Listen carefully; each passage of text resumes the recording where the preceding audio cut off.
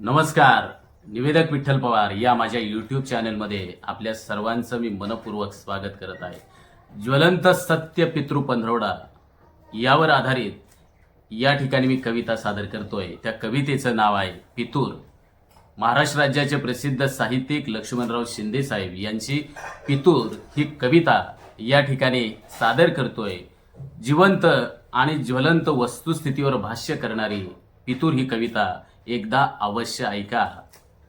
चला तर पाहूया पितूर कविता. ठेवलं जाईल ताट पंचपक्वानांच्या घरावर, काळा कावळा येऊन खाऊन जाईल पोटभर. ठेवलं जाईल ताट पंचपक्वानांचं घरावर, काळा कावळा येऊन खाऊन जाईल पोटभर. जीव होतोय धरणीला भाकर ताटात शिळी, पितरासाठी आता छतावर ताजी पोळी.